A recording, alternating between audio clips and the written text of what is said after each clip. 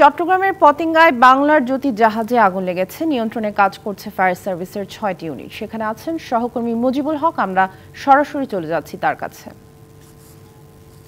মুজিবুল, আগুন কখন নাগাদ লেগেছে, এর কারণ সম্পর্কে কিছু জানতে পেরেছেন কিনা এবং ক্ষয়ক্ষতির পরিমাণ জানা গেছে কিনা জানাবেন।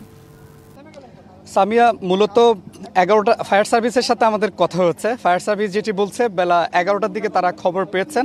এরপরে প্রথমে তাদের 6টি ইউনিট এখানে যোগ দিয়েছে, এরপরে আরও 2টি ইউনিট যোগ দেয়, মোট 8টি ইউনিট ফায়ার সার্ভিসের কাজ করেছে। এখন আগুন প্রায় নির্বাপন চলছে। আমরা যতটুকু জানতে পেরেছি, ফায়ার সার্ভিসের পাশাপাশি চট্টগ্রামের যে নৌবাহিনী, বাংলাদেশের যে বিএসসি শিপিং কর্পোরেশন সহ বন্দর কর্তৃপক্ষের একাধিক টিম কিন্তু এখানে কাজ করছে। মূলত এটি বাংলার জ্যোতি বাংলাদেশ শিপিং কর্পোরেশনের একটি তেলবাহী একটি জাহাজ, সেটি এখানে নোঙর করা ছিল। সেই বেলা 11টার কিছু আগে মূলত এখানে বিস্ফোরণের একটি ঘটনা ঘটে। সেই বিস্ফোরণ থেকে মূলত অগ্নিকাণ্ডের যে ঘটনা সেটি ঘটেছে।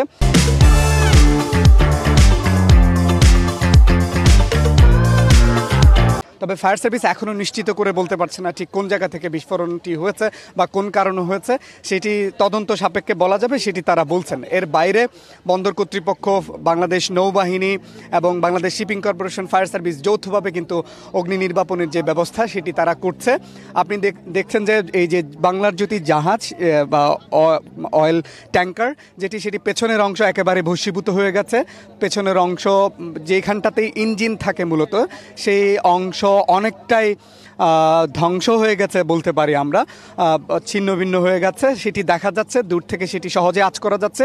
তবে ক্ষয়ক্ষতির পরিমাণ আপনি যেটি জানতে চেয়েছেন, সেটি ফায়ার সার্ভিস অথবা শিপিং কর্পোরেশন থেকে স্পষ্ট করে না বলা পর্যন্ত আমরা আসলে বলতে পারবো না। তো এখানে কি পরিমাণ তেল ছিল সেটিও আসলে তাদের না বলা পর্যন্ত ঠিক সেভাবে বলা যাচ্ছে না। এখন পর্যন্ত অগ্নি নির্বাপনের যে চেষ্টা সেটি চলছে। বাংলাদেশ নৌবাহিনী, ফায়ার সার্ভিস এবং বন্দর কর্তৃপক্ষ, শিপিং কর্পোরেশন যৌথভাবে চেষ্টা করছে। তো ক্ষয়ক্ষতি নিরূপণের নিশ্চয়ই চেষ্টা করা হবে। আমরা সেটি পরবর্তীতে নিশ্চয়ই আরও বিস্তারিত জানাতে পারবো। মুজিবুল, নিশ্চয়ই আমরা আপনার মাধ্যমে সেই তথ্য জানাতে পারবো আমাদের দর্শকদের। ধন্যবাদ আমাদের সাথে যুক্ত হওয়ার জন্য।